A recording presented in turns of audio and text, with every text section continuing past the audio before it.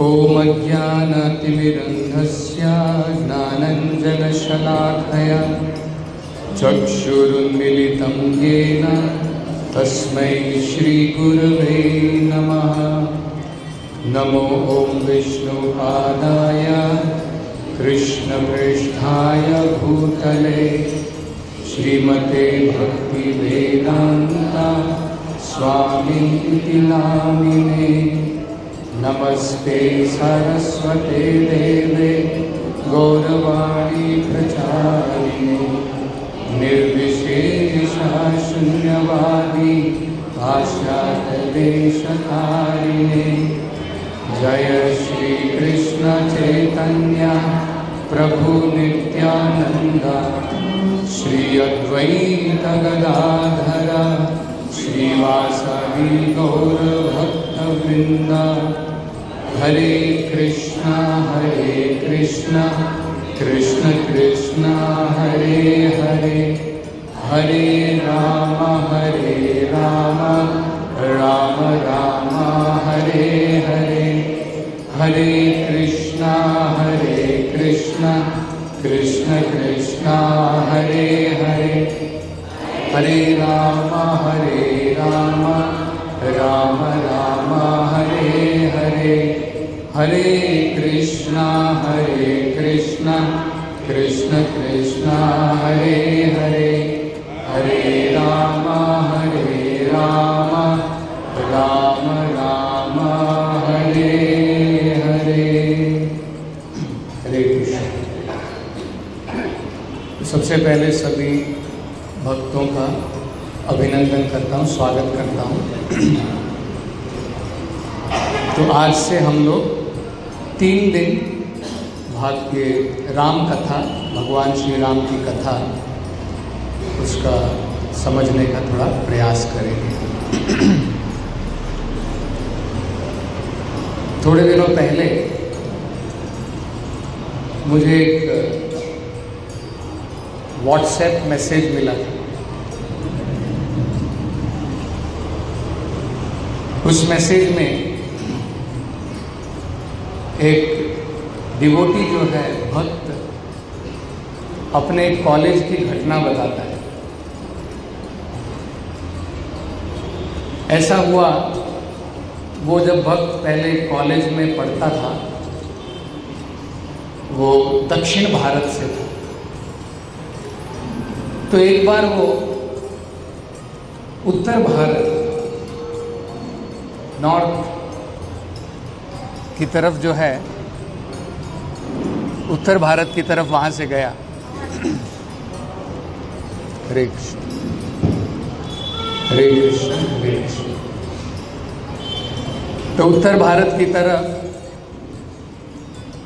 वो वहां पर गया, तो उसने एक बार एक प्रस्थान देखा। कुछ लोग जो है एक मृत शरीर को उठाकर शमशान की तरफ ले जा रहे हैं, और साथ में जो है राम नाम सत्य है, राम नाम सत्य है, राम नाम सत्य है।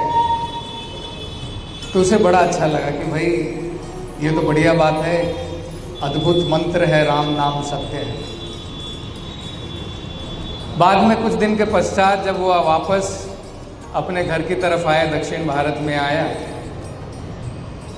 तो घर में जाकर के जो है अपने सगे संबंधियों, माता पिता के साथ में राम नाम सत्य है, राम नाम सत्य है, इसने बोलना शुरू किया। तो पिताजी जो है तुरंत उसको खींच करके लेकर गए। नालायक, तेरे घर में कौन मर गया है? तो एक्चुअली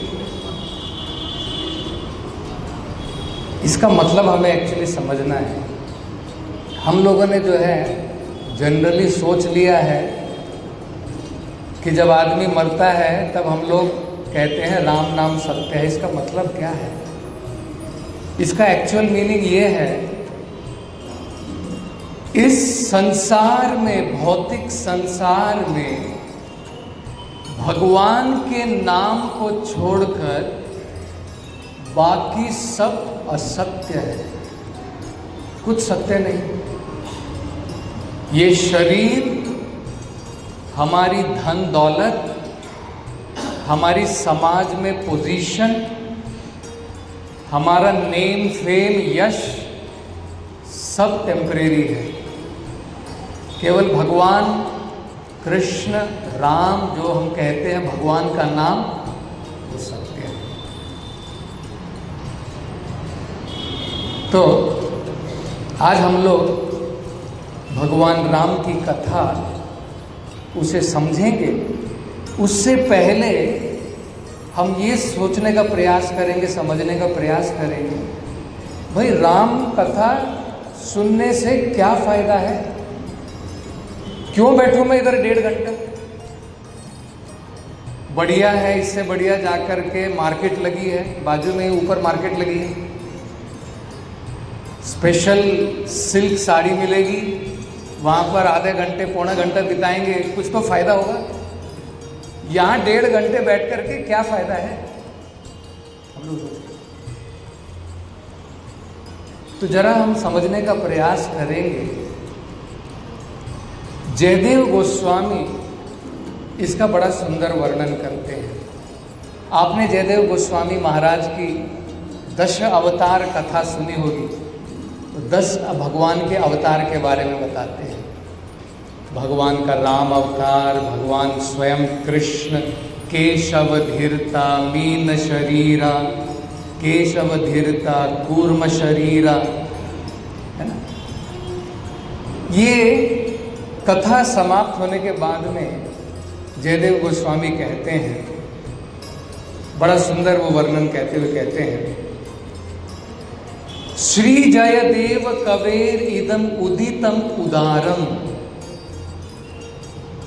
कि जो भगवान की कथा है इतनी महान है, उदारम। 3 उससे बहुत महत्वपूर्ण हमारे जीवन के अंदर में लाभ है। वो क्या क्या है? वो कहते हैं सुखदम शुभदम भवसारम। भगवान राम की कथा, भगवान कृष्ण की कथा, भागवत कथा, राम कथा, इसे सुनने से हमारा सारा जीवन सुख से भर जाएगा। तब हम सोचेंगे कि भाई ठीक है, राम कथा सुनने से सुख होगा, लेकिन हम लोग इस भौतिक संसार में भी तो अनेकों सुख भोगते हैं, उसका क्या है? तो प्रभुपाद जी बताते हैं, इस भौतिक संसार का सुख अनित्य है। उसकी एक शुरुआत होती है, उसका अंत हो जाता है। आप कहीं पर भी देख लीजिए। मैं आपको एक उदाहरण देता हूं। मैं एक उदाहरण काफ़ी बार दे चुका हूं, लेकिन फिर भी समझने लायक है। भौतिक सुख का मतलब क्या होता है? एक बार क्या हुआ, हमारे कॉलेज के समय की बात है। बेंगलोर में सेंट जोसेफ्स कॉलेज है, वहाँ पर स्पेशल कॉम्पिटिशन्स लगते हैं, क्रेजी कॉम्पिटिशन जिसको बोलते हैं। एक बार ऐसा कॉम्पिटिशन लगा, भाई कौन सबसे ज़्यादा आइसक्रीम खाएगा। तो लग गए लोग खाने के अंदर में आइसक्रीम। बच्चे लोग तो खुश हो जाएंगे, आइसक्रीम मिल गई। उसने जो है पहले 10 आइसक्रीम खा ली, 15 खा ली। एक कॉलेज का जो स्टूडेंट था 20 आइसक्रीम खा गया। बाद में क्योंकि कंपटीशन चल रहा था, जैसे ही उसने 21वीं आइसक्रीम मुंह के अंदर में डाली, जितनी खाई थी सारी बाहर निकाल दी। आप प्रयास कीजिए घर के अंदर में, रसगुल्ला बहुत अच्छा लगता है, गुलाब जामुन बहुत अच्छा लगता है, 1 खाओ, 2 खाओ, 3 खाओ, उसके बाद में आप 1 महीने तक रसगुल्ले को हाथ नहीं लगाओगे। ये भौतिक सुख है, ये प्रारंभ होता है, अंत हो जाता है। कई बार तो भौतिक सुख कष्ट का कारण बन जाता है। जो सुख से प्रारंभ होता है और कष्ट का कारण बन जाता है। प्रभुपाद जी एक इंसिडेंट बताते हैं। एक बार क्या हुआ, एक अमीर आदमी था, उसके पास में धन दौलत अत्याधिक थी, लेकिन फिर भी वो सोचता था कुछ शॉर्टकट बना के क्यों ना और इसको मल्टीप्लाई किया जाए। ये जो है लोभ होता है। बैंक में हमारा बैलेंस जीरो बढ़ाने की हमें जो है बहुत आदत लगी रहती है। पासबुक देख करके कब इसके अंदर में 1 0 से 2 0, 2 से 3 1000, लेकिन उसमें कोई जो है संतुष्टि नहीं है। कितनी भी बढ़ जाए कोई संतुष्टि नहीं है। जो लखपति है वो सोचता है करोड़पति बनना है, जो करोड़पति है उसको वो भी कम है। ये भौतिक सुख है, इसमें कोई संतुष्टि नहीं है। तो इस व्यक्ति के पास में कोई कमी नहीं थी, लेकिन फिर भी सोच रहा था कुछ शॉर्टकट लगाऊंगा जिससे थोड़ा बैंक बैलेंस और बढ़ेगा। उसने लॉटरी टिकट खरीदना शुरू किया। तो खरीदता गया, काफी बार उसने खरीदा, लेकिन नंबर नहीं लगा। उसको देख करके उसके घर में जो है घोड़े थे अस्तबल में। तो घोड़ों की देखरेख करने वाला एक काम वाला था जो घोड़ों की देखरेख करता था। उसको भी लगा भाई क्यों ना मैं भी थोड़ा अपनी किस्मत आजमा लूं, मैं भी देख लूं कहीं मेरी लॉटरी लग जाए। तो उसने भी जो है कुछ टिकट खरीदने शुरू किए। तो एक दिन आया, बड़ा खुशी खुशी जो है जो मालिक था वो आया। उसने कहा कि भाई बहुत बड़ी खुशखबरी है, मेरी लॉटरी तो नहीं लगी। उसको अपने जो है जो उसका काम वाला था जो घोड़ों को साफ करता था, तुम्हारी लॉटरी लग गई है, तुम्हें सीधा 1 करोड़ का इनाम मिला है। वो खबर सुनते ही इतना खुश हो गया, उसको हार्ट अटैक आ गया।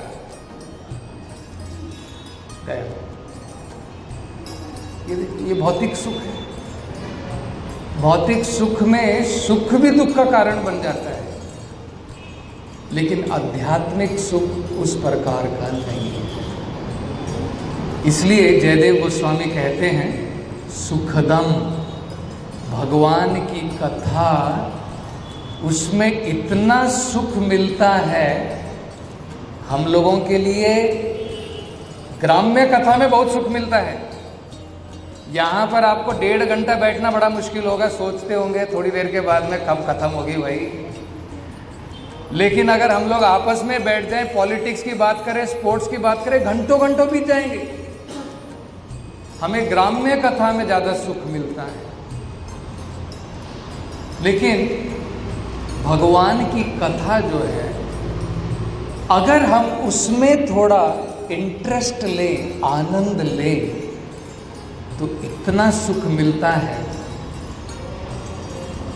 भागवत में बताया है, हजारों साल तक सूत गोस्वामी और उनके साथ में बहुत सारे साधु संत महात्मा 1000 साल का उन्होंने यज्ञ किया नैमिषारण्य में। वहां पर लगातार भगवान की कथा सुनते रहे। हमने 1000 साल के लिए नहीं लगाई है, 3 दिन राम कथा लगाई है इसलिए। ये कलयुग है।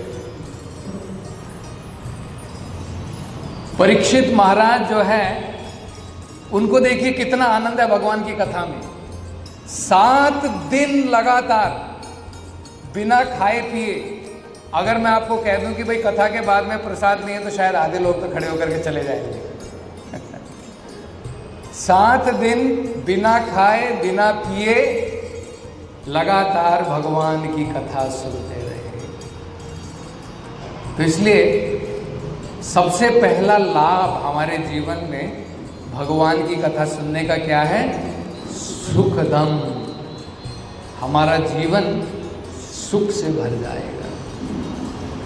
दूसरा वो कहते हैं शुभदम,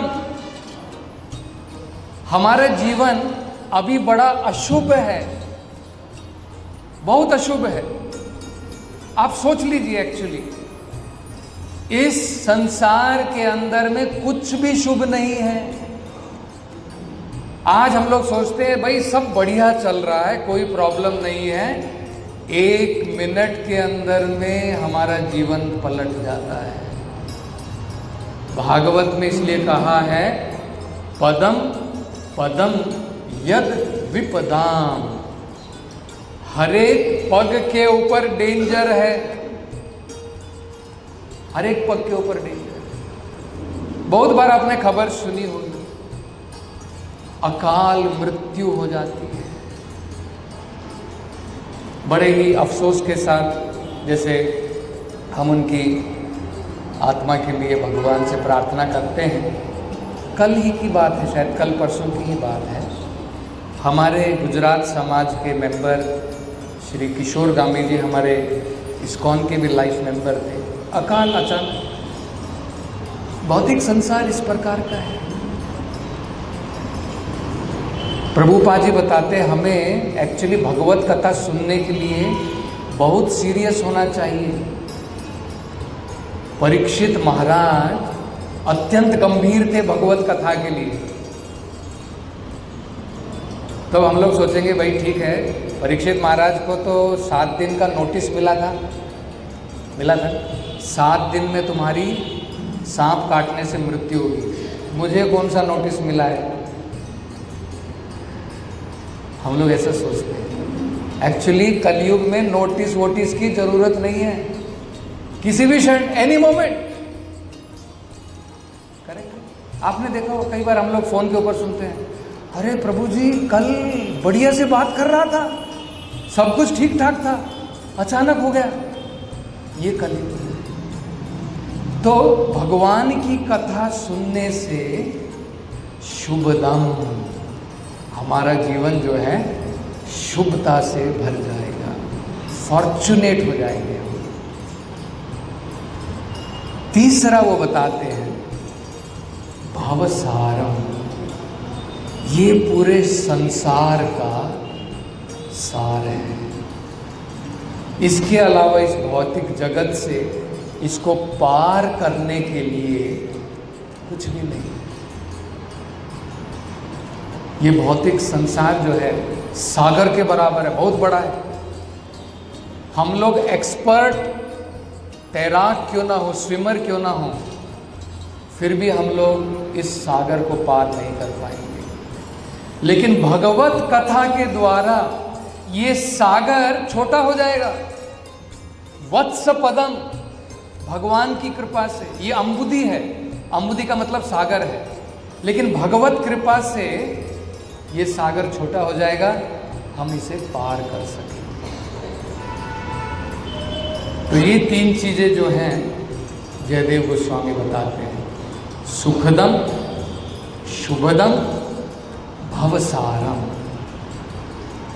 तो ये राम कथा, कृष्ण कथा, भगवान की कथा का महत्व है। वाल्मीकि जी ने जो रामायण लिखी है उसमें 7 कांड आते हैं। टोटली जो है 24,000 श्लोक उसके अंदर में है। 3 दिन में तो संभव नहीं है, लेकिन फिर भी सारांश में हम लोग जो है समझने का प्रयास करेंगे। बड़ा सरल है ये डिवीज़न, हम याद करने का प्रयास कर सकते हैं। बड़ा सुंदर नाम है, हर एक कांड का नाम जो दिया गया है। पहले आता है बाल कांड, जिसमें भगवान की बाल लीला, भगवान का यौवन वो बताया गया है। और भगवान की सीता माता के साथ में उनका विवाह, ये भी जो है बाल कांड के अंदर में बताया गया। बाल कांड के बाद में प्रारंभ होता है अयोध्या कांड, जिसमें जो है भगवान राम का जब वो बड़े हो जाते हैं तो दशरथ महाराज उन्हें राजा बनाना चाहते हैं, राजकुमार से राजा बनाना चाहते हैं। उनका पट्टाभिषेक उसकी तैयारियां शुरू होती हैं। तो और उसी में फाइनली जो है कैकेयी के द्वारा, माता कैकेयी के द्वारा उन्हें वनवास दे दिया जाता है। यहाँ तक अयोध्या कांड आता है। उसके बाद में सरल नाम से हम लोग समझ सकते हैं अरण्य कांड। भगवान का वनवास हो गया। वनवास में भगवान ने अपना जीवन सीता के साथ में किस प्रकार से बिताया, लक्ष्मण के साथ में किस प्रकार से बिताया, उसका जो है वर्णन किया गया है। उसके बाद में आता है किष्किंधा कांड। जब रावण ने जो है सीता माता का हरण कर लिया था, तो उसके बाद में भगवान सीता को खोजते हुए किष्किंधा तक पहुंचते हैं, तो वो किष्किंधा कांड आता है। बाद में आता है सुंदर कांड, जिसमें सीता माता का पता लग जाता है कि उसे जो है रावण उठा करके लंका ले जा चुका है। और उसके बाद में युद्ध की तैयारी होती है, युद्ध कांड आता है, रावण का वध होता है। और फाइनली उत्तरकांड, जब भगवान वापस आ जाते हैं, दोबारा उनको जो है राज्याभिषेक होता है। और बाद में जो है दोबारा सीता माता को वाल्मीकि के आश्रम में छोड़ दिया जाता है, और वहाँ पर जो है रामायण इस प्रकार से समाप्त होती है। तो ये जो है संक्षिप्त में जो है कांड बताए गए। तो हम प्रारंभ करेंगे बाल कांड से। तो ये जो प्रारंभ होती है, बड़ा ही इसका सुंदर वर्णन है। एक बार क्या हुआ, अपने आश्रम में वाल्मीकि मुनि अपने शिष्यों के साथ में भगवान के बारे में चर्चा कर रहे थे। तो एक प्रश्न जो है वो पूछते हैं। वहां पर नारद मुनि पधारते हैं। नारद मुनि से वो एक प्रश्न पूछते हैं, इस समय में इस पूरी धरती के ऊपर सबसे श्रेष्ठ व्यक्ति, सबसे जो है गुणवान व्यक्ति, जिसके अंदर में सारे गुण मौजूद हैं, वो व्यक्ति कौन है? सबसे पूजनीय व्यक्ति वो कौन है? तो यहां पर बड़ा समझने लायक प्रश्न है। वो कहते हैं, नारद मुनि को कहते हैं, आप तत्वदर्शी हैं, इसलिए ये प्रश्न मैं आपसे पूछ रहा हूं। तत्व का मतलब होता है जो तत्व को जानता है। तत्व मतलब होता है, अंग्रेजी में ट्रुथ कहते हैं, ट्रुथ, जो सत्य को जानता है। ये इतना महत्वपूर्ण क्यों है प्रश्न, इसे हम लोग समझने का प्रयास करें। जो वाल्मीकि रामायण जो प्रारंभ जो प्रश्न से हुई है, वो महत्वपूर्ण क्यों है, आपको छोटा सा उदाहरण देकर के मैं समझाता हूँ। ये प्रभुपाद जी उदाहरण देते हैं। मान लीजिए आप जो हैं सोना खरीदना चाहते हैं। अभी थोड़े दिनों के बाद में वो कौन सा दिन है जब लोग सोना खरीदते हैं? अक्षय तृतीया आने वाली है। लोग बड़े जो है चाव के साथ में सोना खरीदना चाहते हैं। उस दिन बड़ा शुभ माना जाता है। मान लीजिए आप सोना खरीदना चाहते हैं, आपको सोने के बारे में कोई ज्ञान नहीं है, क्या होता है सोना। आप ऐसे सोचिए, अभी तो हमको ज्ञान है सोना क्या होता है, कितने कैरेट का होता है। मान लीजिए हमको कोई ज्ञान नहीं है सोना क्या है। अगर आप पूछते पूछते पहुंच गए एक हार्डवेयर की दुकान पर और वहां पर जाकर के कहते हैं कि भाई मुझे सोना चाहिए, बोलेगा बड़ा उल्लू है ये व्यक्ति, मेरी दुकान में आया है, ठीक है भाई तुझे सोना दूंगा, तो उसे पता लग जाएगा कि इसे सोने का जो है ABCD भी मालूम नहीं है। वो आपको कुछ नट बोल्ट उठा करके दे देगा और बोलेगा ये ले जाओ, और सोने का भाव आपसे अर्जित करेगा। या फिर अगर हमें सोने की सही पहचान नहीं है, ये तो जिसको बिल्कुल ज्ञान नहीं है वो हार्डवेयर दुकान पर जाएगा। दूसरा व्यक्ति जिसको सोने की पहचान नहीं है वो इमिटेशन ज्वेलरी की दुकान पर भी चला जाएगा। सोने जैसा दिखता है, बहुत बढ़िया है, और सोने के भाव में खरीद लेगा। सोने जैसा दिखता है, सोना नहीं है, इमिटेशन गोल्ड है, रियल गोल्ड नहीं है। अगर हमें असली गोल्ड खरीदना है, आपको गोल्ड क्या है सर्टिफिकेशन तो कम से कम चाहिए कि भाई ये दुकान जहां से मैं गोल्ड खरीद रहा हूं गवर्नमेंट के द्वारा सर्टिफाइड है कि नहीं, ये जो गोल्ड मैं खरीद रहा हूं इसमें बिस्मार्क है कि नहीं, हॉलमार्क है कि नहीं, वो सब हम लोग जो है सोचेंगे। देखिए, लेकिन भगवान की खोज में हम कुछ नहीं पूछना चाहते हैं, जहां मिल गया वहां सोचे कि यहां पे भगवान मिल जाएगा। बहुत सारे चैनल आजकल आ गए हैं, कभी संस्कार चैनल खोल दिया, कभी आस्था चैनल खोल दिया, कभी ये चैनल, सब लोग भगवान के बारे में बोल रहे हैं, सब सुन लो। ऐसा नहीं, तत्वदर्शी के द्वारा समझना है, ये बहुत महत्वपूर्ण है। वाल्मीकि जो है वो किसी पान वाले की दुकान के पास में नहीं गए कि भाई भगवान की परिभाषा बताओ क्या होती है। राम के बारे में उन्होंने किसी दुकान वाले से नहीं पूछा, उन्होंने कहा नारद जी मैं आपसे पूछ रहा हूं, क्यों? क्योंकि आप तत्वदर्शी हैं। भगवान भी भगवत गीता में यही बताते हैं। किसको याद है श्लोक? बहुत सुंदर श्लोक है।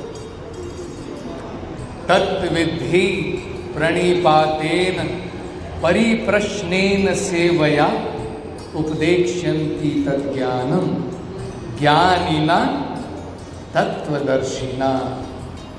भगवान कहते हैं अगर हमें भगवान के बारे में समझना है, एब्सोल्यूट ट्रूथ, परम सत्य, उसके बारे में अगर हमें समझना है, तत्वदर्शी के पास जाना है। एक बार एक डिवोटी हमें बता रहे थे कि लोग जो है कई बार भागवत कथा के लिए जाते हैं, रामायण कथा के लिए जाते हैं, और भागवत कथाकार जो इतना भावुक हो जाता है, रो रहा है, और पब्लिक भी साथ में रो रही है, और बाद में जो है पब्लिक जो है भागवत कथा, राम कथा घर में जाती है, घर में जाकर के टीवी ऑन करती है, वहाँ पर एक ट्रेजेडिक फिल्म देख करके वहाँ पर भी उनकी आंखों में आंसू आ जाते हैं। कोई फर्क नहीं। भगवान की कथा सुनने के बाद में अगर हमारे जीवन में कोई प्रभाव नहीं आया, हमारा जीवन अगर बदला नहीं, तो वो सही जगह से हम लोग नहीं सुन रहे। भागवत कथा अगर हम लोग, राम कथा अगर हम लोग सही तरीके से सुनेंगे, हमारे हार्ट में रेवोल्यूशन आ जाएगा। Our heart will change. वो पत्थर की तरह नहीं रहेगा, वो बदल जाएगा।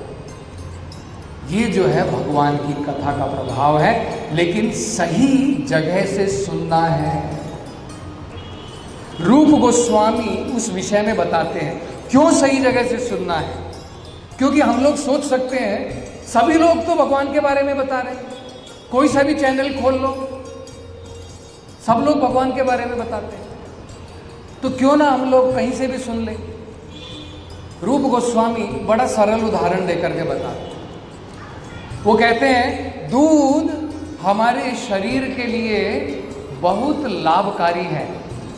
दूध पीने से शक्ति आती है, दूध पीने से शरीर तंदुरुस्त होता है, स्वस्थ रहता है।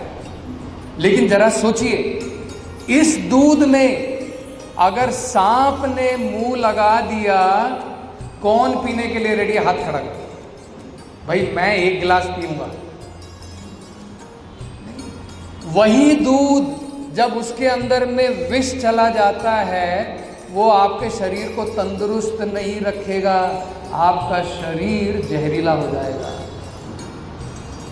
यही रूप गोस्वामी बताते हैं, जो भगवान की भक्ति में नहीं है, जो भगवान की कथा को प्रोफेशन बना चुके हैं, 15 लाख के बिना जो भागवत कथा, राम कथा नहीं बोलते हैं, इन प्रकार के लोगों से सुनने से हमारे जीवन में कोई प्रभाव आने वाला नहीं है।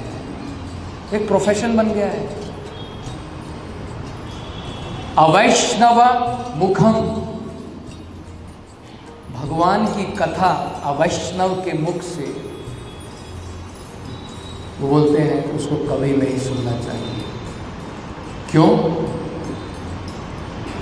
जिस प्रकार एक विष, एक जहरीला सांप जब दूध में अपना मुंह लगा देता है तो दूध जहरीला हो जाता है, इसी प्रकार से हमारा जीवन भी इस प्रकार के लोगों से सुनने से एक्चुअली भगवान की तरफ हम लोग नहीं बढ़ेंगे। ये हमें जो है समझना है। इसलिए यहाँ पर अपना उदाहरण देकर के स्वयं वाल्मीकि मुनि नारद जी से प्रश्न कर रहे हैं, और इसलिए नारद जी अब उसका उत्तर देते हुए बताते हैं। नारद जी क्या कहते हैं कि यहाँ पर अयोध्या नगरी है, उस अयोध्या नगरी में एक महान राजा है, श्री राम। इन राम जी के अंदर में सारे के सारे जितने भी अच्छे गुण हैं, वो पूरे गुणों का सागर है। यही नहीं, वो सभी ऐश्वर्यों से पूर्ण है। आजकल क्या हो गया है, ये क्यों महत्वपूर्ण है? आजकल भारत में हर एक किनारों में आपको भगवान के अवतार नजर आ जाएंगे। करेक्ट? कोई आदमी जो है हाथ के अंदर में दिखाएगा, देखो कुछ नहीं है, अभी देखो गोल्ड आ गया, ले लो। तो हम लोग चकित हो जाते हैं, अरे भाई कुछ तो सिद्धि है इसके अंदर में। लोग इसको, जो इतने सारे लोगों की भीड़ लगती है यहाँ पर, ये जरूर भगवान का अवतार होगा। इस प्रकार से हम लोग सोचते हैं। पराशर मुनि जो है, ये इसीलिए वाल्मीकि ये प्रश्न क्यों पूछ रहे हैं, हमारे को क्लियर करने के लिए। राम कोई ऑर्डिनरी व्यक्ति नहीं है। इससे पहले कि हम लोग रामायण पढ़े, पहले समझ लो राम ऑर्डिनरी नहीं है, आम व्यक्ति नहीं है। वो स्वयं साक्षात परम सत्य भगवान है। पहले ये हमें समझाना चाहते हैं, नहीं तो राम कथा पढ़ने का फायदा नहीं है। अगर हम लोग सोचे कि राम भी हमारी तरह के थे, वो भी हमारी तरीके से जो है दुखी थे, सीता के पीछे भागे भगवान, इस प्रकार से नहीं है। भगवान की कथा, भगवान कौन है पहले ये समझना है। तो ये जो है राम जी के बारे में बताते हैं, षड ऐश्वर्य पूर्ण है। तो ये जो भगवान की जो डेफिनेशन है बड़ी सुंदर है। आप भी अपने जीवन में समझ लीजिए। अगर कोई अपने आप को भगवान कहता है, भगवान का अवतार कहता है, ये डेफिनेशन में फिट होना चाहिए। शास्त्रों में उसके बारे में वर्णन होना चाहिए। जैसे राम के बारे में शास्त्रों में वर्णन है, कृष्ण के बारे में शास्त्रों में वर्णन है, कलयुग में आने वाले अवतारों के बारे में शास्त्रों में वर्णन है। कल्कि जो अभी आए नहीं हैं, कलयुग के एंड में जो आने वाले हैं, उनका भी वर्णन है। तो ये हमें जो है सही प्रकार से समझना है, भगवान की डेफिनेशन क्या है। पराशर मुनि भगवान की डेफिनेशन बताते हैं। वो कहते हैं, ऐश्वरस्य समग्रस्य वीर्यस्य यशस्य श्रियः ज्ञान वैराग्यश्चैव शन्नम भग इतिंगण। 6 चीजें जिसके अंदर में ये 6 गुण पूर्ण रूप से मौजूद हैं, वो भगवान है। थोड़े बहुत नहीं, पूर्ण रूप से वो भगवान। पहला क्या है? ऐश्वर्य, कंप्लीट वेल्थ। जैसे ये बड़ा समझने लायक है। मान लो अभी यहां पर भागवत कथा चल रही है, दुनिया के छोड़ो, भारत के अगर सबसे अमीर व्यक्ति कौन है? अंबानी, करेक्ट। मान लो अभी हमको पता लगे कि भाई अंबानी जी ऊपर एक्सपो लगा हुआ है वहां पर पधारे हैं, तो मैं शायद यहां पर अकेला बैठा रह जाऊंगा भक्तों को छोड़ करके सभी लोग जो है लाइन लगा करके जा करके पहले उसका ऑटोग्राफ, बाद में नहीं मिलेगा प्रभु, पहले उसका ऑटोग्राफ तो ले लें। क्यों?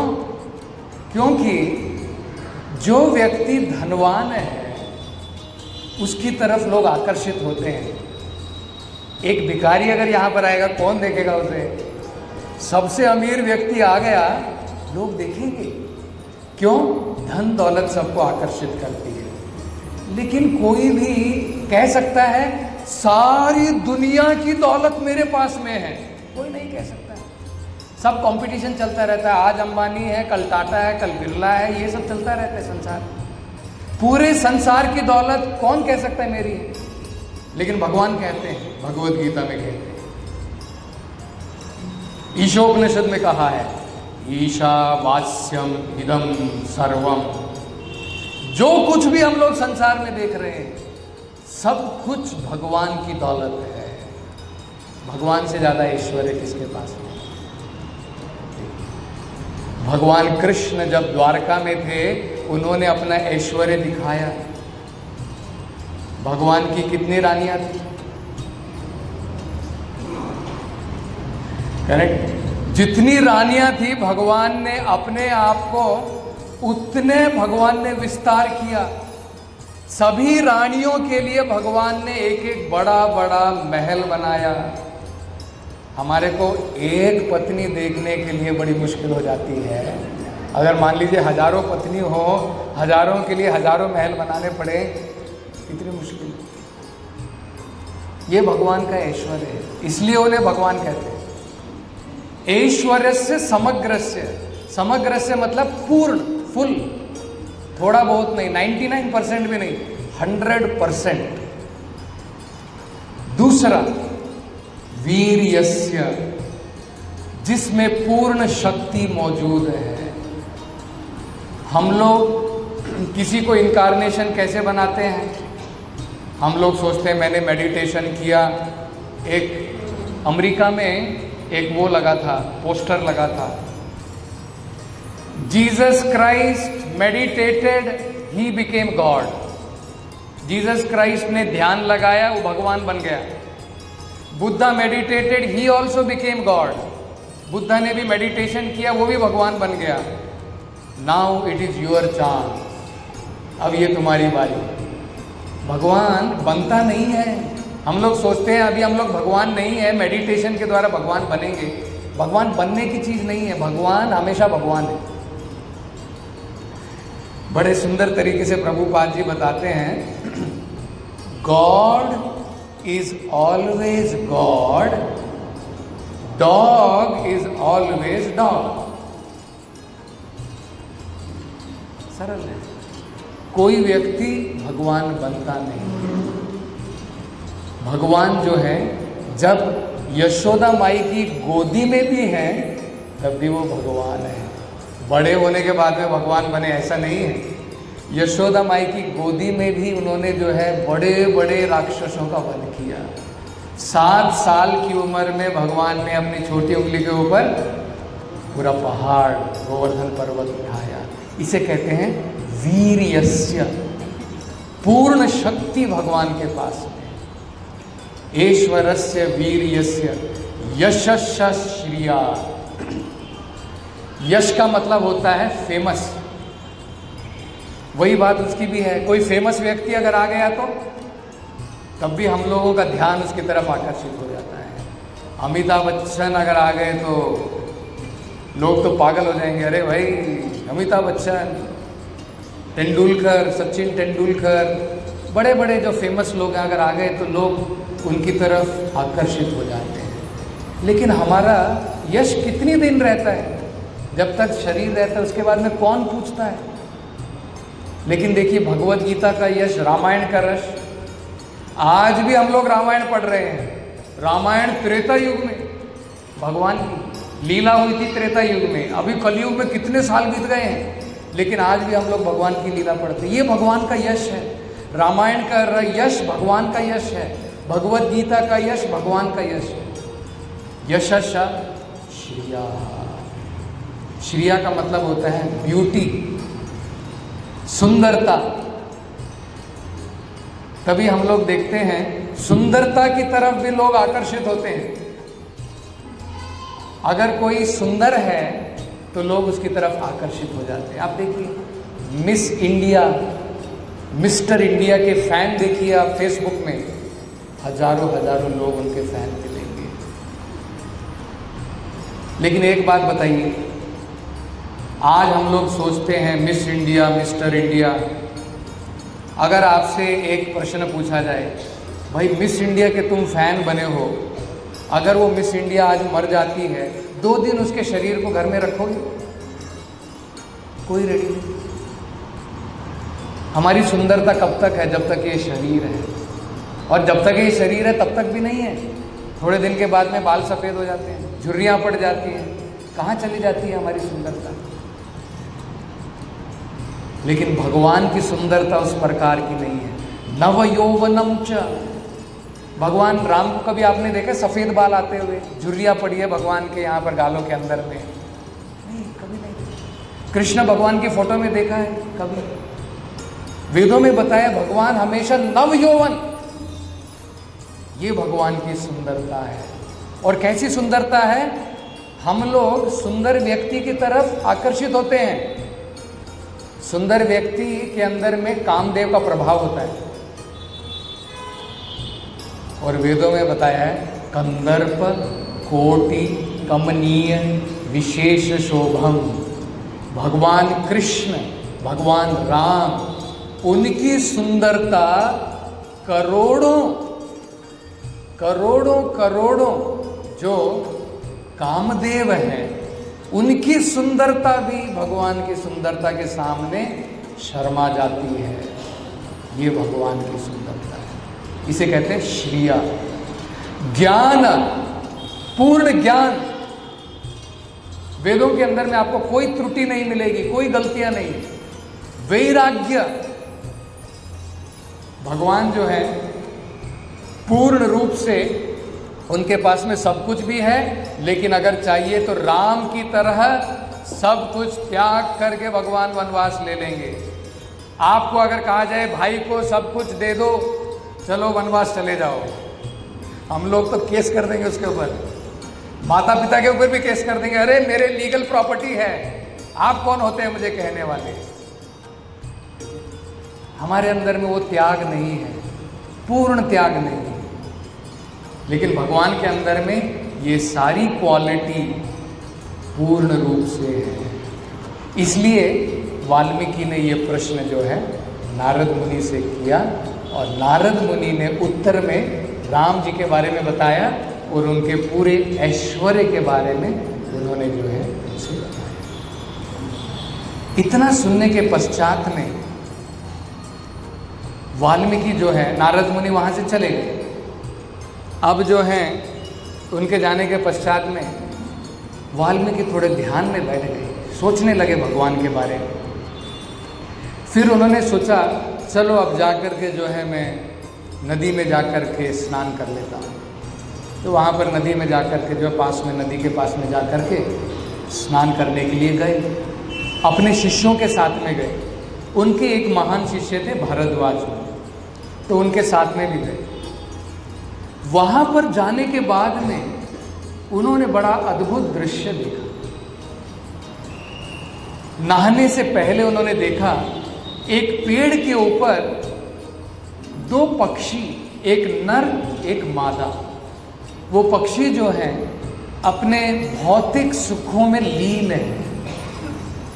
तो सोच रहे थे इस भौतिक संसार के बारे में, वाल्मीकि जी सोचने लगे। तुरंत क्या हुआ, वहां पर एक निषाद जाति का एक शिकारी वहां पर आया। उसने अपनी तीर कमान निकाली और उसमें से एक पक्षी को, जो नर पक्षी था, उसको मार के नीचे गिरा दिया। तो जब ये दृश्य वाल्मीकि जी ने देखा, उनका हृदय करुणा से भर गया। ये भगवान के भक्त के लक्षण है।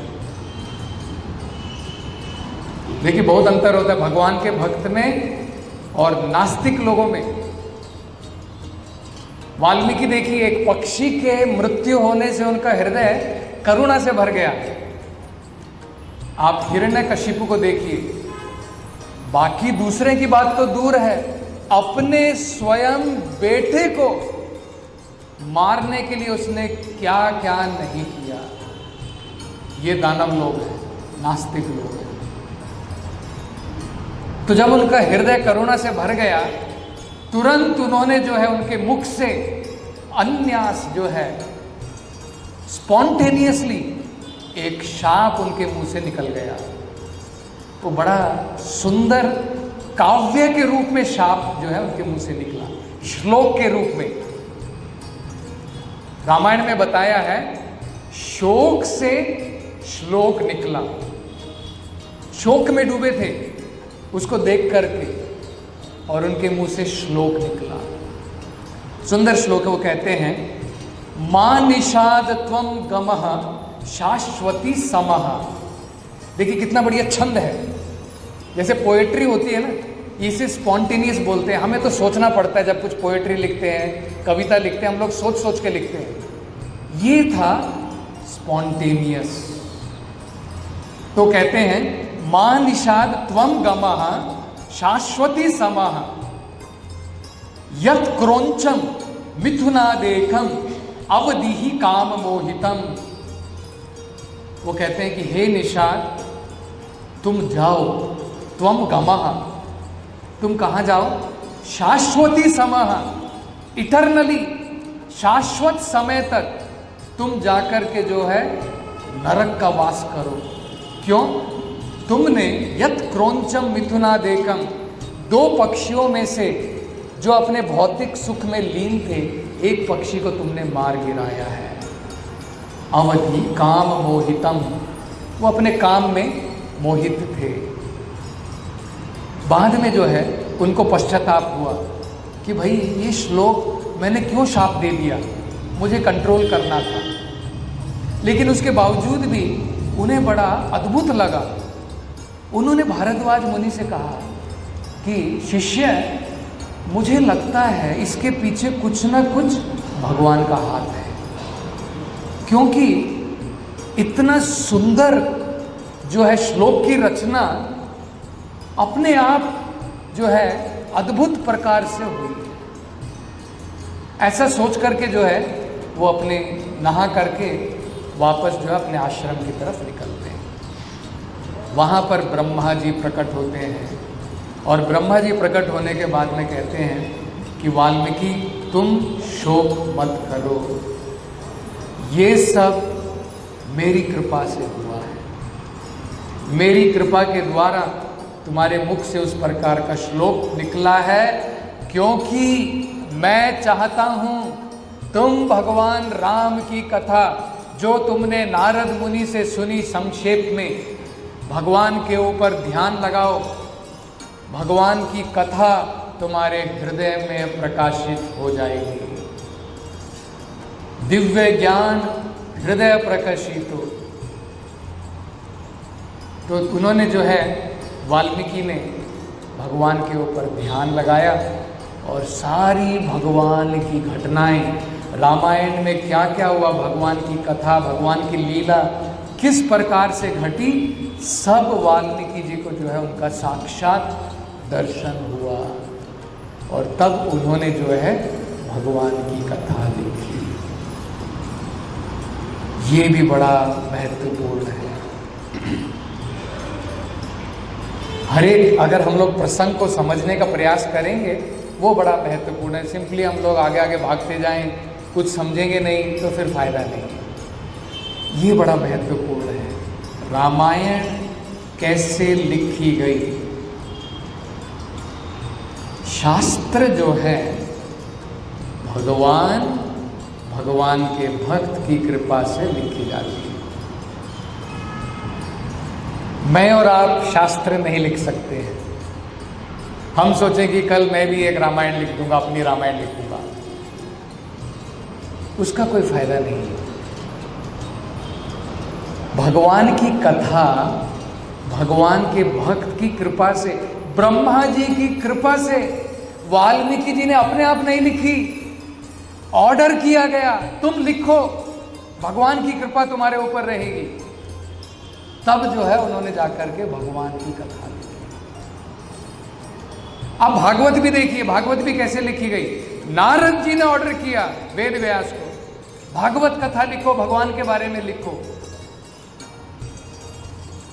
वेद जो है, शास्त्र जो है, भगवत कृपा, भगवान के महान भक्तों की कृपा, उनके आदेश के द्वारा लिखे जाते हैं। इसलिए हम लोग शास्त्र पढ़ते हैं। एक संक्षेप में बताता हूं, बड़ा सुंदर है समझना। शास्त्रों में 4 प्रकार की गलतियां जो बाकी पुस्तकों में होती हैं वो नहीं मिलेंगी। बाकी सब जो भी रचनाएं होती हैं उन सब के अंदर में 4 प्रकार की गलतियां होती हैं।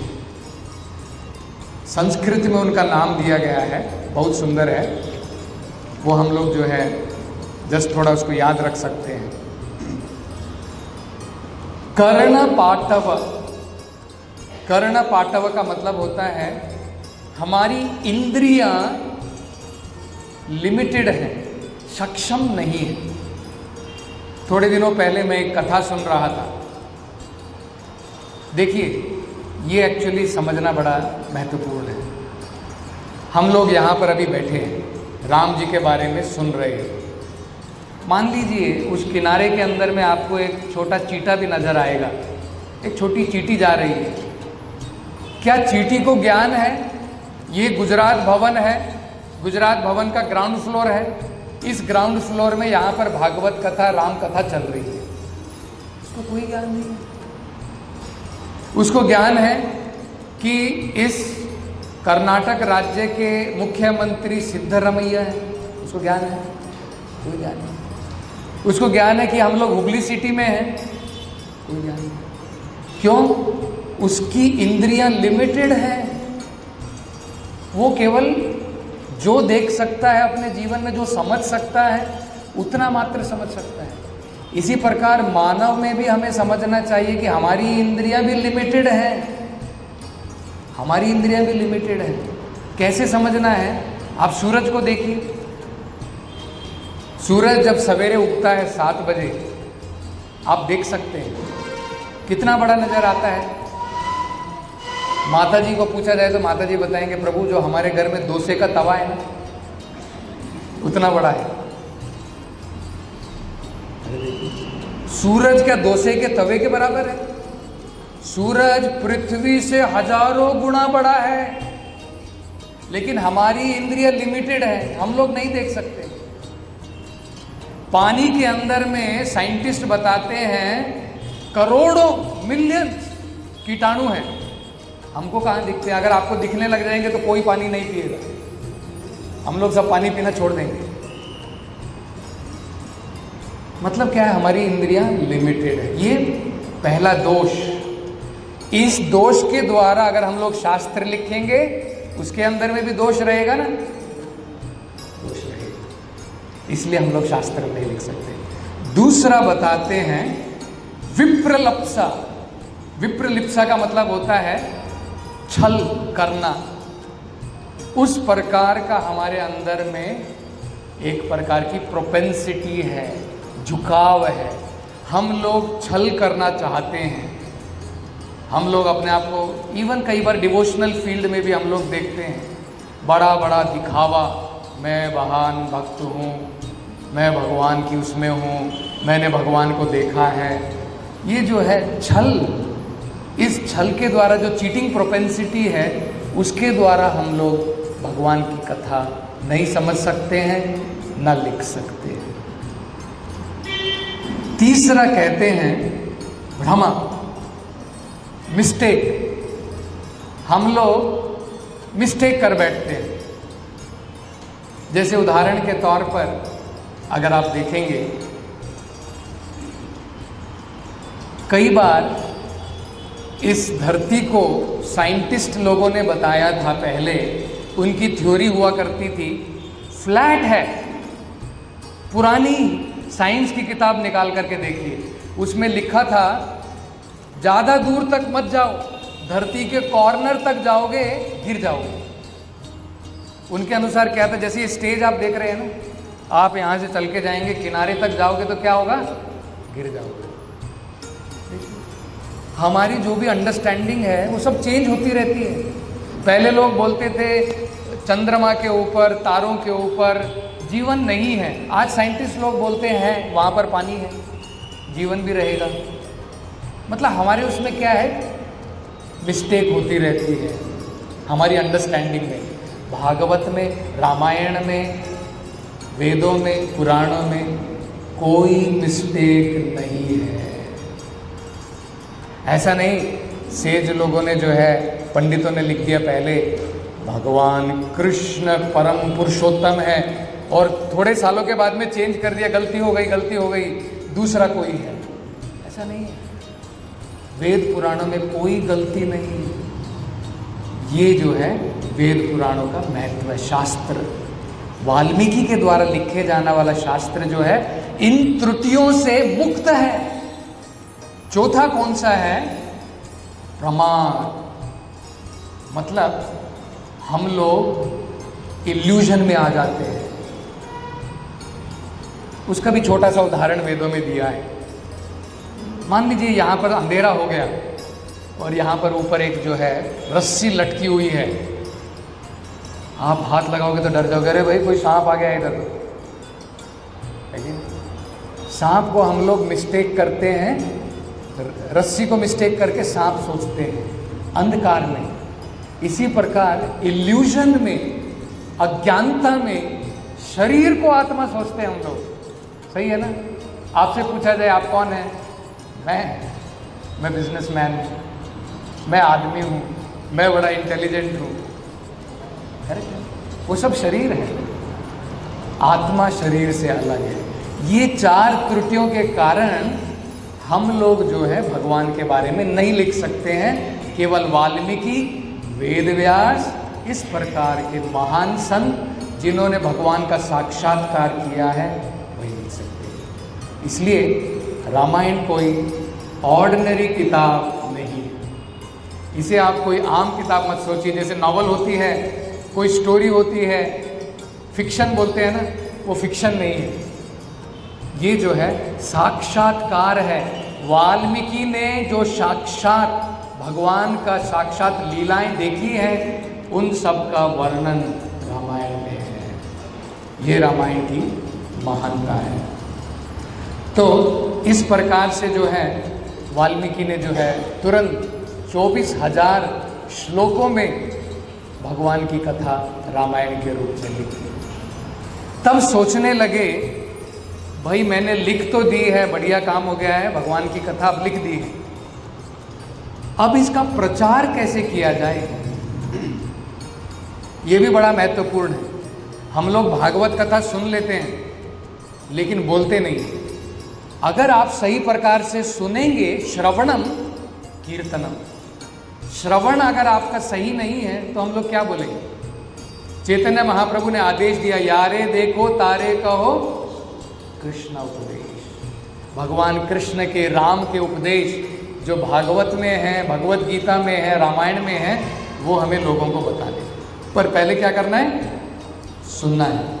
यही वाल्मीकि जी सोचने लगे कि भाई मैंने लिख तो दी है, प्रचार कौन करेगा।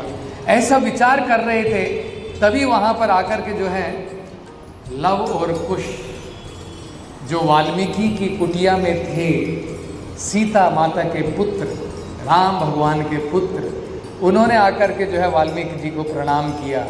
तब उन्होंने सोचा यही भगवान का आदेश है, मुझे जो है ये रामायण लव कुश को सिखानी चाहिए। तो उन्होंने जो है लव कुश को सिखाई। लव कुश की मेमोरी हमें जो है थोड़ा देखने पड़ते हैं नोट्स देखने पड़ते हैं, रामायण में क्या लिखा है देखना पड़ता है। पहले इस प्रकार से नहीं था, आज हमारी मेमोरी कम हो गई है, आज हमें बर्थडे भी याद नहीं रहता है कि नहीं? कई बार ऐसा हुआ है एक्चुअली। एक बार मेरा डेट ऑफ बर्थ मुझे जो है फेसबुक में मुझे मैसेज आए, तब जाकर के पता चला वो आज मेरा बर्थडे है क्या क्योंकि ऑफकोर्स भक्त लोग जो है अपने बर्थडे को कोई इम्पोर्टेंस नहीं देते हैं, वो भगवान के बर्थडे को, रामनवमी को महत्वपूर्ण बताते हैं। लेकिन इस प्रकार से है, कलयुग की बुद्धि उस प्रकार से है, हमारी मेमोरी बड़ी शॉर्ट है। लेकिन लव कुश की मेमोरी जो है इतनी महान थी, एक बार सिखा दिया तो हमेशा उनके मन के अंदर में रहती है, उन्हें नोट्स बनाने की जरूरत नहीं पड़ती है। आजकल वेद व्यास ने कलयुग में हमारी दुर्दशा देखते हुए सब कुछ लिखवा दिया, रामायण भी लिखवा दी कि भाई लव कुश ने तो सिखाई थी, वाल्मीकि जी ने तो जो है उस समय में लव कुश को सिखा दी थी, लेकिन अगर वो लिखी नहीं गई तो लोगों को कलयुग में याद नहीं रहेगी। इसलिए उन्होंने कहा लिखो।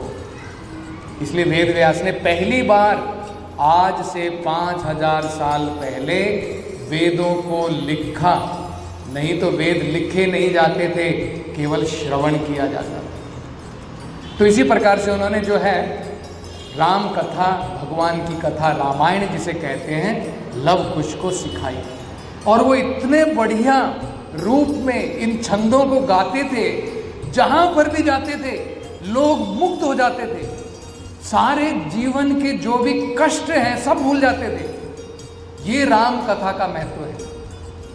भूख प्यास, इस संसार के दुख सबसे परे हो जाते थे, भगवान की कथा में आनंद इस प्रकार से लोग लेते थे।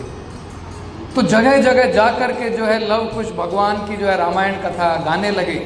राम जी ने अयोध्या में लव कुश के बारे में सुना कि भाई ये रामायण, राम की कथा, सीता की कथा, ये बोलने वाले ये कौन लोग हैं, जरा मैं भी तो देखूं, इनका मैंने बड़ा यश सुना है, क्यों ना मैं भी इनको बुलाऊं। तो उन्होंने लव कुश को अपने जो है अपने राज्य में बुलाया, अपने महल में बुलाया, अपने सभी भाइयों को, लक्ष्मण, भरत, शत्रुघ्न, सबको बुलाया और कहा सुंदर राम कथा, रामायण सुनो इन बच्चों के द्वारा। उनके अपने बच्चे हैं, राम भगवान को वो याद नहीं, वो पहचान नहीं पाए। ऑफ कोर्स ये भगवान की लीला है, भगवान सब जानते हैं, लेकिन लीला में भगवान इस प्रकार का प्रदर्शन कर रहे हैं। तो लव कुश राम कथा प्रारंभ करते हैं, वहीं से ये प्रारंभ होती है भगवान राम की कथा। तो अभी तक तो जो है सिनॉप्सिस था अभी राम कथा प्रारंभ होती है। तो वो सबसे पहले बताते हैं अयोध्या नगरी के बारे में, वो बताते हैं, वो कहते हैं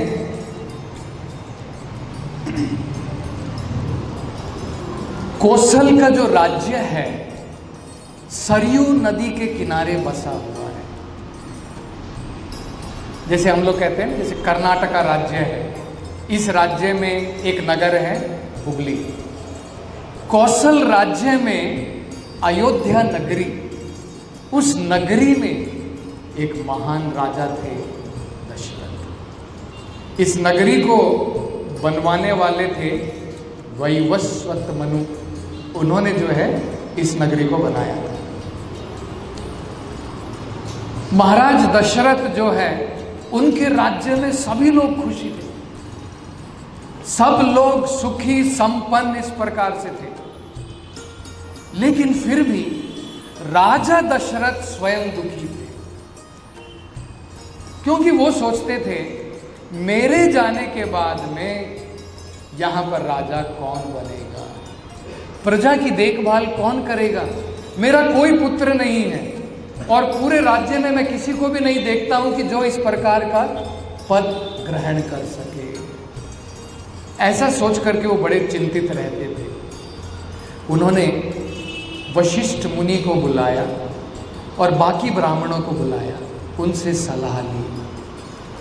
उनसे सलाह लेने के पश्चात में उन्होंने निश्चय किया 2 प्रकार के यज्ञ करेंगे।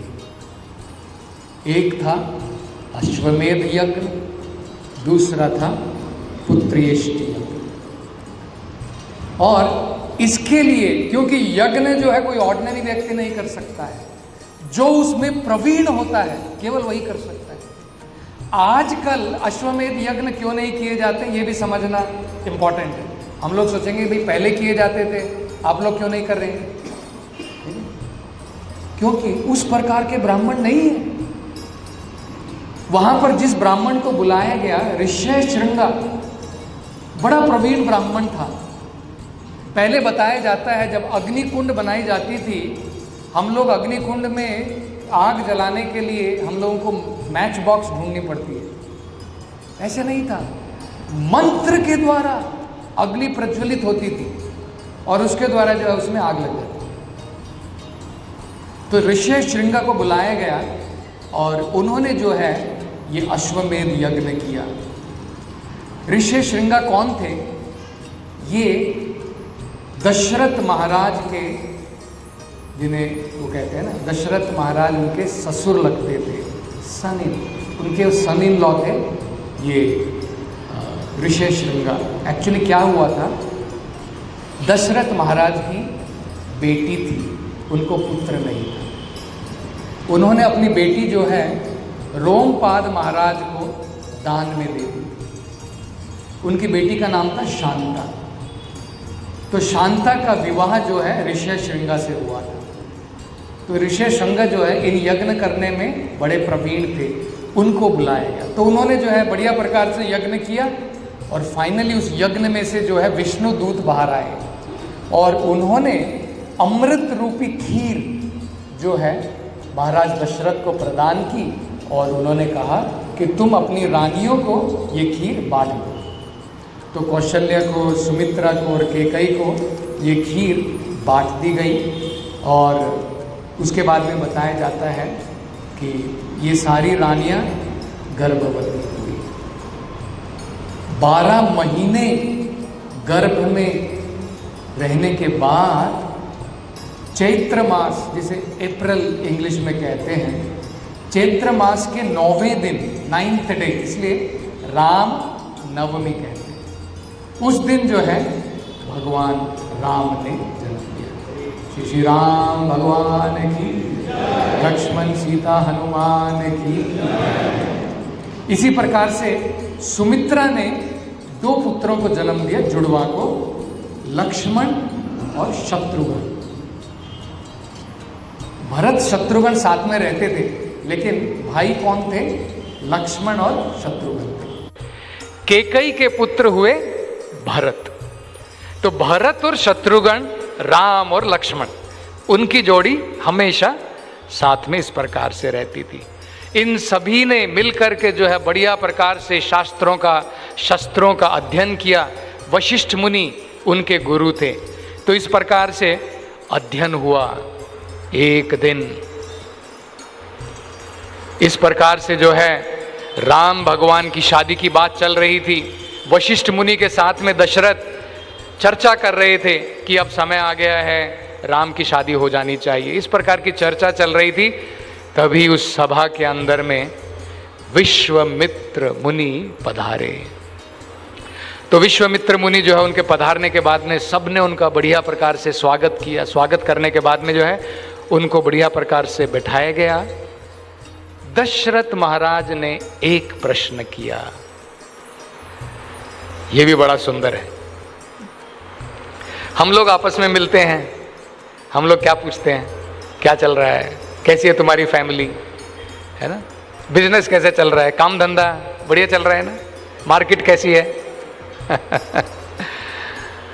और जो थोड़े से मतलब दूसरे लोग होते हैं उनका दूसरा ही रहता है, उठाई था, तिंदी आई था। हम लोगों को जो शरीर का ही पड़ा रहता है। कभी क्वेश्चन पूछा है? आप देखिए यहां पर कितना बढ़िया प्रश्न पूछा है। यहां पर विश्वामित्र मुनि से दशरथ महाराज ने क्या प्रश्न पूछा है? कहते हैं अहिष्टम यत्तत् पुनर्जन्म ज्याया। वो कहते हैं विश्वामित्र मुनि, आपने सब कुछ त्याग दिया था, त्याग करके आप जो है भगवान की कठोर तपस्या में लगे थे। क्या आपने पुनर्जन्म के ऊपर विजय पाली है? पुनर्जन्म जयाया, पुनर्जन्म के ऊपर जय विजय प्राप्त कर ली है कि नहीं? एक्चुअली ये सबसे बड़ा मानव जीवन का लक्ष्य होना चाहिए। और 10 मिनट कंटिन्यू करेंगे। ठीक, 10 मिनट के बाद में एक छोटा सा भजन है राम भगवान का, 5 मिनट का भजन रखेंगे और उसके बाद में हम लोग जो है सभी भक्तों के लिए प्रसाद रखेंगे। ये प्रश्न का हम लोग मतलब समझ लेंगे। तो पुनर्जन्म के ऊपर जय पाना मानव जीवन में बहुत महत्वपूर्ण है। हम लोग सोचते हैं जीवन की प्रॉब्लम प्रभु रोटी कपड़ा मकान, करेक्ट? लोगों की प्रॉब्लम अगर पूछी जाए क्या है? रोटी कपड़ा मकान। वेद बोलते हैं ये प्रॉब्लम नहीं है, ये सब टेम्परेरी प्रॉब्लम है। रियल प्रॉब्लम है जन्म मृत्यु जरा व्याधि दुखा दोषानुदर्शनम। आदमी जब इंटेलिजेंट कहलाता है जब उसको पहचान में आ जाए ये 4 रियल प्रॉब्लम है। बार बार संसार में जन्म लेना, पुनर्जन्म जयाया, उसके ऊपर विजय पानी चाहिए। जन्म मृत्यु, जिसने जन्म लिया है एक दिन मरना पड़ेगा, कितना भयंकर है, कितने लोगों को रोना पड़ता है, सही है कि नहीं? कितने लोगों को दुख पहुंचता है। जन्म मृत्यु जरा बुढ़ापा किसे पसंद है? किसी को भी पसंद नहीं है। किसी को भी आप उम्र पूछ लीजिए 10 साल घटा करके बताएगा कितनी तुम्हारी उम्र है। 60 साल का है तो 50 साल है। क्यों? कोई बूढ़ा नहीं होना चाहता है। ओल्ड एज किसी को नहीं चाहिए। जन्म मृत्यु जरा व्याधि, बीमारियां किसी को नहीं चाहिए। इसलिए सब व्यायाम में लगे हैं। संसार चैनल खोल करके बैठ जाते हैं। क्यों? किसी को भी बीमारी नहीं चाहिए। तो एक्चुअली जब हमें समझ में आ जाए ये 4 असली प्रॉब्लम है, तब हम लोग मनुष्य जीवन के लक्ष्य को प्राप्त कर सकते हैं। ये प्रश्न जो है इसलिए दशरथ महाराज ने विश्वामित्र मुनि से पूछा। आगे हम लोग जो है बताते हैं। बाद में अपने आने का कारण बताते हैं विश्वामित्र मुनि। उन्होंने बताया कि मैं एक महान यज्ञ करने में जुटा हूं, लेकिन जब भी मैं यज्ञ करता हूं, यज्ञ अंत होने की जब अवस्था आती है, 2 दुष्ट राक्षस मारीच और सुबाहु वो मेरे यज्ञ में आकर के ऊपर से उसके अंदर में सारी गंदगियां डाल के जाते हैं। जो है लहू, ब्लड, यूरिन, मूत्र, पस, जितनी भी प्रकार की गंदगियां, स्टूल, मल उसके अंदर में सब डाल करके जाते हैं। उससे क्या होता है? सब कंटेमिनेशन हो जाता है, यज्ञ पूर्ण नहीं हो पाता है। इसलिए मैं चाहता हूं तुम राम को साथ में मेरे भेज दो। तो तुरंत जो है जब विश्वामित्र मुनि की बात दशरथ महाराज ने सुनी, फेंट हो गए। तुरंत जो है वो मूर्छित हो गए सुन करके। बाद में मूर्छा वापस आने के बाद में उन्होंने कहा कि कृपा कीजिए, मेरा राम अभी तो बहुत छोटा है, एक पल भी मैं उसके बिना नहीं रह सकता, और आप कह रहे हैं 10 दिन आपके साथ में भेज दूं। मेरा छोटा बालक अभी तो बहुत छोटा है, चाहिए तो मैं आता हूं और साथ में सारी सेना लेकर के आता हूं। विश्वामित्र मुनि क्रोधित हो गए। उन्होंने कहा, तुम भूल गए हो, तुम क्षत्रिय हो। तुमने मुझे आने के बाद में कहा था मैं तुम्हारी खातिरदारी करना चाहता हूं, जो भी तुम चाहते हो मेरी इच्छा पूर्ण करोगे, तुमने कहा था। अब तुम अपने वचन से हटना चाहते हो। तो जब इस प्रकार से कहा, वशिष्ठ मुनि ने तुरंत जो है दशरथ महाराज को शांत किया और कहा, आप चिंता मत करो, विश्वामित्र मुनि कोई ऑर्डिनरी नहीं है। उनके साथ में जाने के बाद में राम को अनेकों प्रकार की अस्त्र और शस्त्र विद्या प्रदान की जाएगी। बढ़िया प्रकार के शस्त्र दिए जाएंगे, उनके पास में बहुत प्रकार के अस्त्र हैं। विश्वामित्र मुनि चाहे तो खुद मारीच और सुबाहु का वध कर सकते हैं। क्यों? विश्वामित्र मुनि पहले क्षत्रिय थे, सही है, बाद में ब्राह्मण हुए। अगर वो चाहे तो वो वध कर सकते हैं स्वयं, लेकिन वो ब्राह्मण का काम नहीं है, इसलिए वो तुम्हारे पास में आए हैं। और तुम्हारा फर्ज बनता है, तुम्हारा कर्तव्य है उनको रक्षा देने का। बड़ा सुंदर है, देखिए, ब्राह्मण का काम ब्राह्मण को करना चाहिए, क्षत्रिय का काम क्षत्रिय को करना चाहिए। एक और सीख हम लोग इससे सीखेंगे, बाद में आगे का कल की क्लास में कंटिन्यू करेंगे। ये बहुत बढ़िया सीख है, कहीं पर भी वेदों में नहीं बताया है ब्राह्मण का बेटा ब्राह्मण, क्षत्रिय का बेटा क्षत्रिय, कहीं नहीं बताया है। जन्म के द्वारा कोई ब्राह्मण नहीं, जन्म के द्वारा कोई क्षत्रिय नहीं। वो तो उसी प्रकार से हो गया, डॉक्टर का बेटा अगर बोले मेरे पिताजी डॉक्टर हैं, मैं भी डॉक्टर, फिर भाई बोलेंगे आप ही ऑपरेशन करवा लो, आप और आपके बच्चे, कोई नहीं जाने वाला आपके पास में ऑपरेशन करवाने। बिना क्वालिफिकेशन के डॉक्टर का बेटा डॉक्टर कैसे बन सकता है? इसी प्रकार से ब्राह्मण का बेटा बिना क्वालिफिकेशन के कैसे बन गया?